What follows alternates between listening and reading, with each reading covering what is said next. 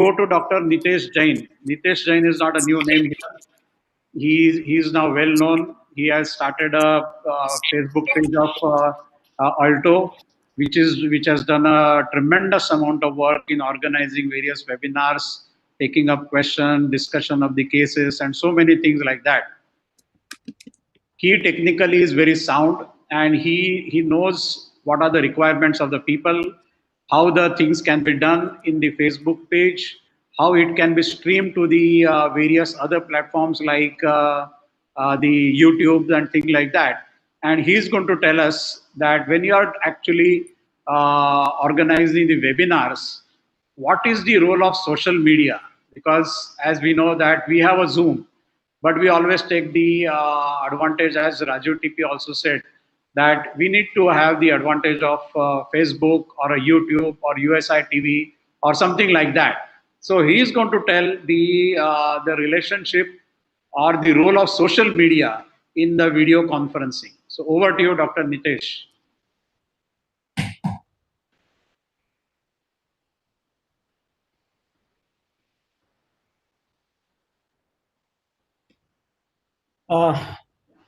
First of all, I would like to thank Sabni sir for the opportunity.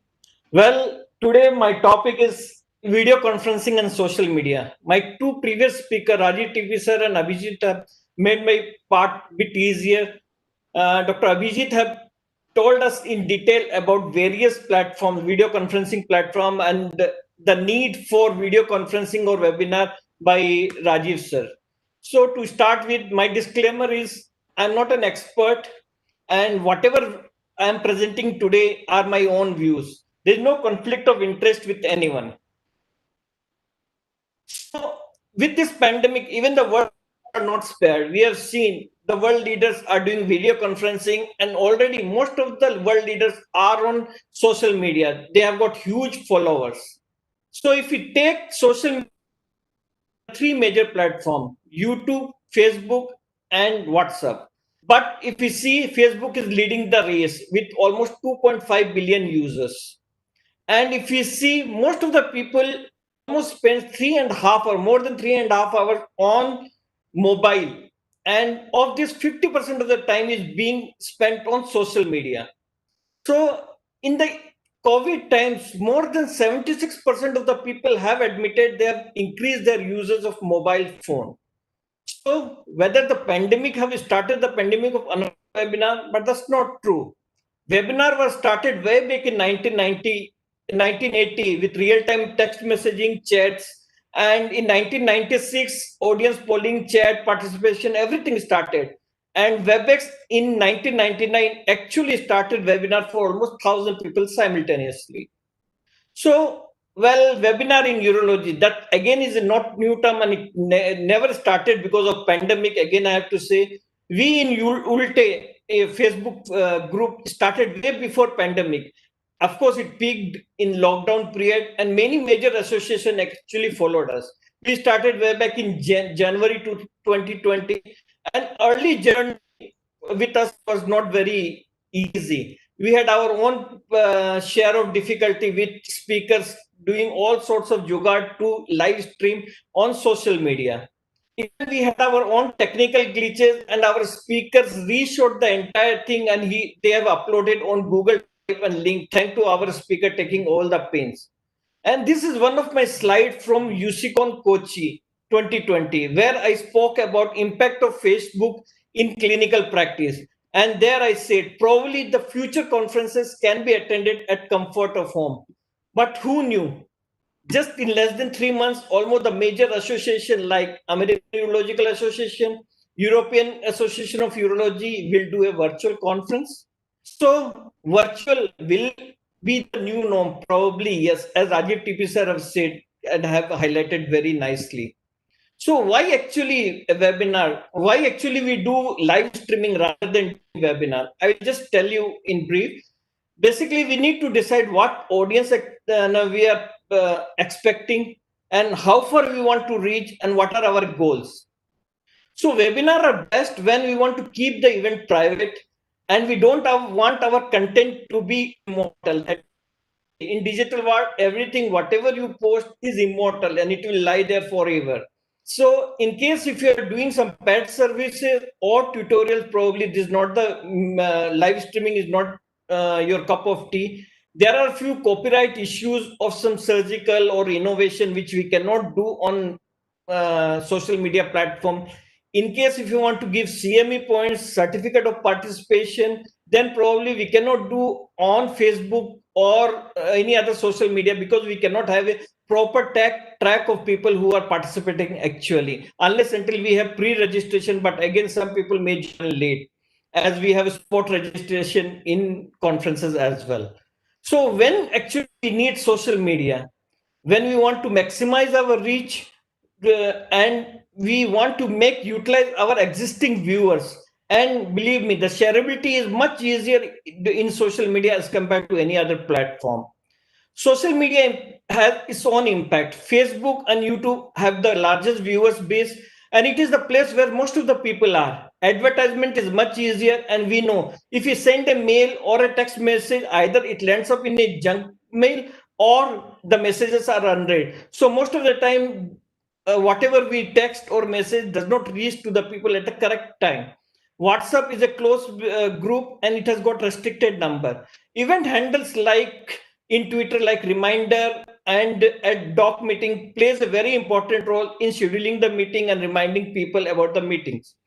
So there's a lot of innovation which goes in, which is going in live streaming, and it is probably one of the most effective tool for business marketing and for communication in near future. And major features are added very frequently. It also adds more to the excitement. Just believe, just see, just make a difference between a live cricket match and the highlight match which we watch. We of course like the live cricket match. Engaging is of an audience is much more easier and much better in a live platform as compared to a captive audience. Audience shareability and invite are much easier in a social media platform. Ulte actually it doubled in less than 6 months after starting live streaming.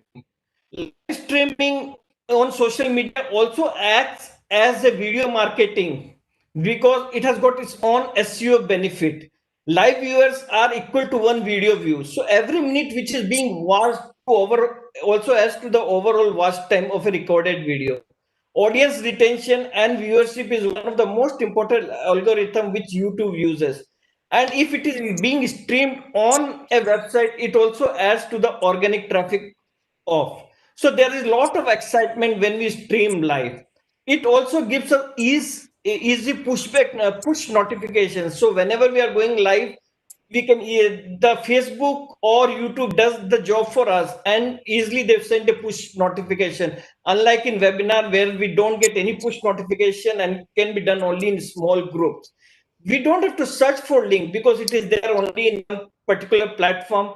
Feedbacks are more authentic because they are given live rather than having a feedback form from the people, and viewers are more glued. So live streaming, of course, it is free and it has got endless possibility. Webinar have got premium services. Of course, it also adds to the exclusivity to your invitation list. And last, the other important factor is removing the barrier. Most of the time, we are reluctant to download a spatial media like any other medium. So, for the viewers, of course, for the viewers, they don't want to download extra application on their mobile or laptop. So, if you are doing through one of the social media, which is most likely will be there in their phone, it is much easier. So it also have got its own production value. So we can have on-demand videos. It is useful for the viewers when they are from different time zones. So the video is saved there on a social media, and it can be viewed later on. Unlike a webinar which have got its own. Suppose if we are starting a webinar now, the time in US is almost 7 o'clock in the morning. We'll not have many viewers from US or Canada, but those viewers can very well watch it later, and just like a live video after a few hours. So our reach can be more global if we are on social media, and integrating questions in live session makes viewers feel as if they are involved. So between two major platforms, Facebook and YouTube, how to choose? First, we'll see how native we can go live. Ulte actually started streaming with the inbuilt platform of Facebook. But the major disadvantage, without using Zoom or any other video conferencing medium, we started with Facebook itself.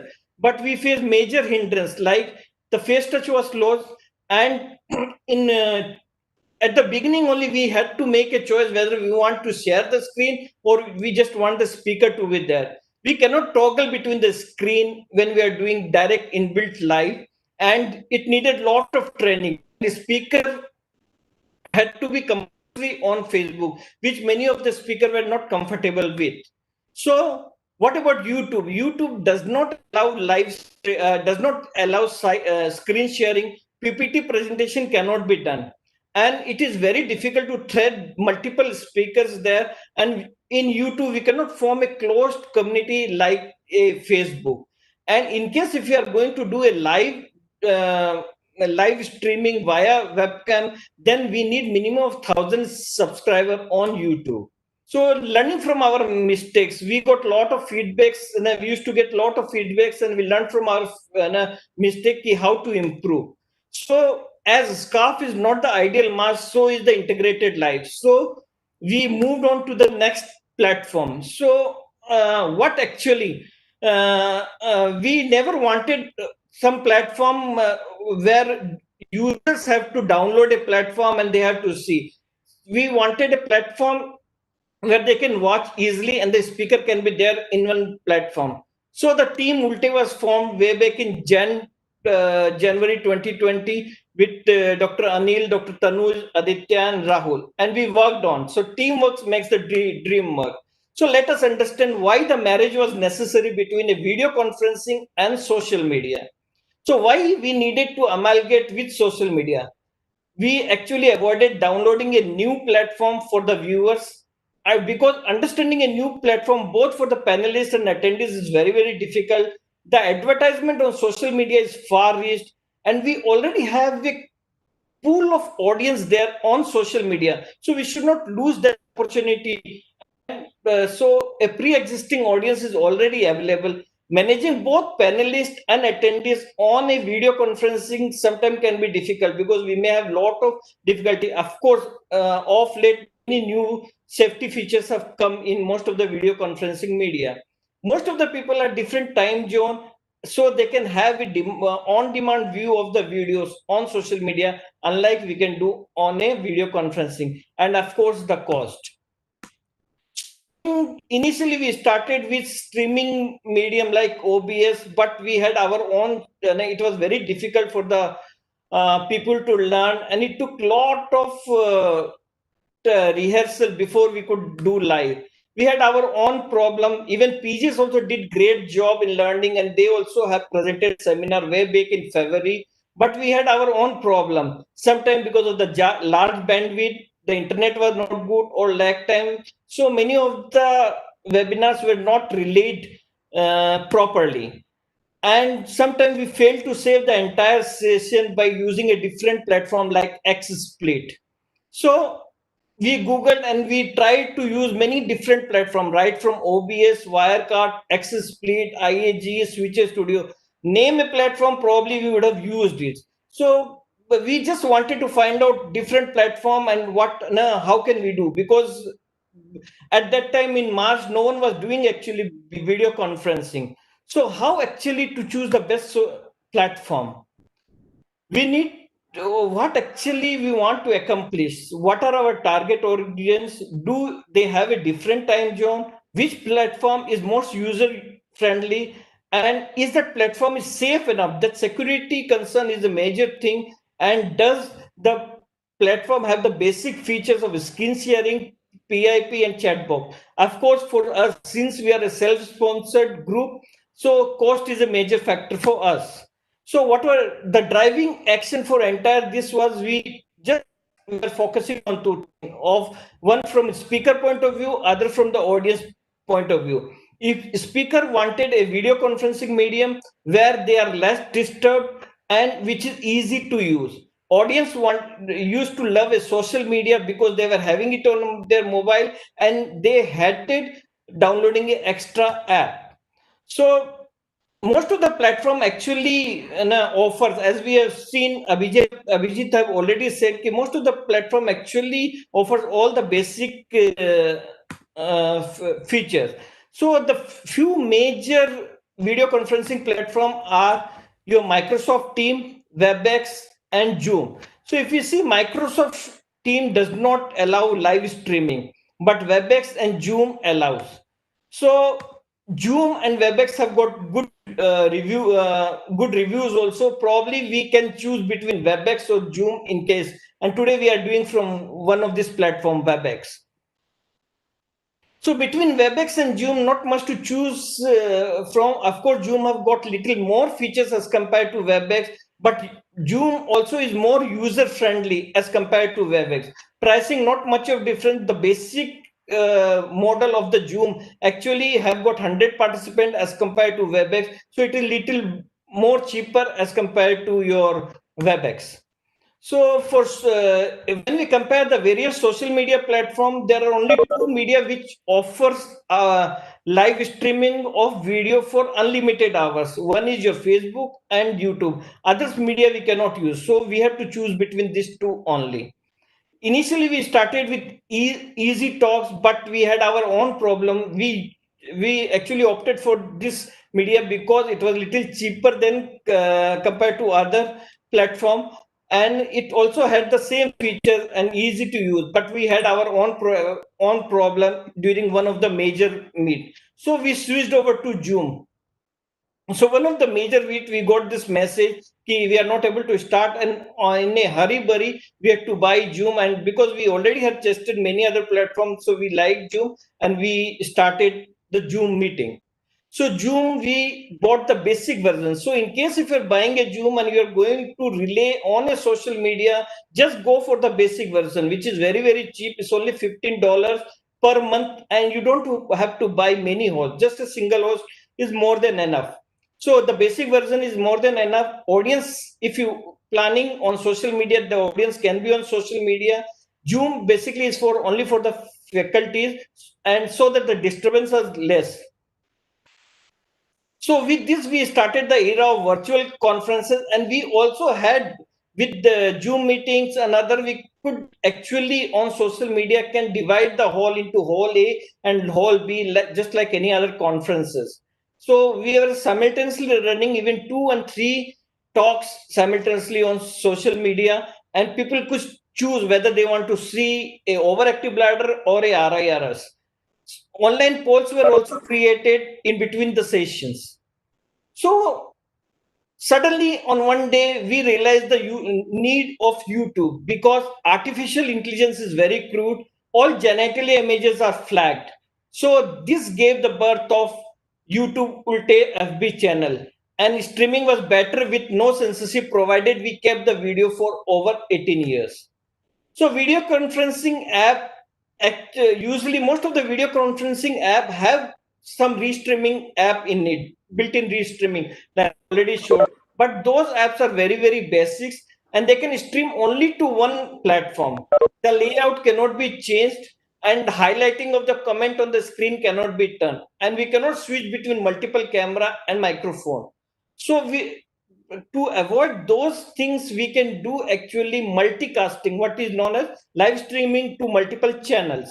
So multicasting can be done. There are various app available for multicasting like Restream, Switchboard Live, Manicam, and many others.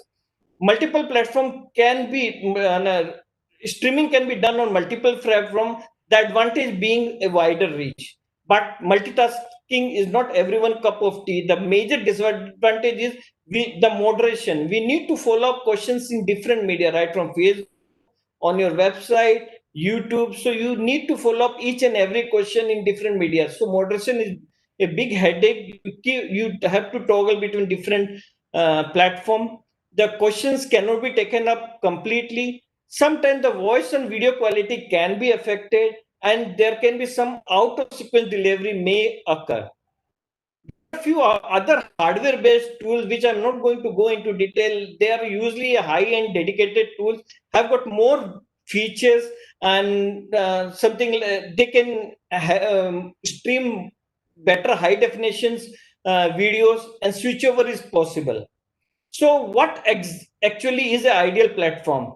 It's a single unified platform. What I feel is an ideal platform is a single unified platform with a single layout, which allows share presentation seamlessly, and multiple screening sharing is also possible. Chat and take up live question one to one from the speakers. We also have a time check. Many of the talk actually exceed beyond the time. That's the major people complain ki usually in webinar the time is not kept properly. Where in a media we can create polls, quizzes, and multiple talk can be done at the same time like a subspecialty meet. We can also issue certificates, CME points, and in case if you want to start some paid services, it can be done. And of course, we can reach a wider pre-existing audience rather than creating one more new audience. With this, I conclude my talk, and probably you can have your doubt being observed. This the privilege can only happen in this virtual world. Thank you. Thank you, sir. Thank you, Nitesh. I think that was a wonderful presentation. And you have rightly pointed out that the social media now in this era at least cannot be neglected upon. Even when we talk of the teaching and training, the social media has to be taken benefit of. I think that's a very, very important message which you have given. Now let us come to the next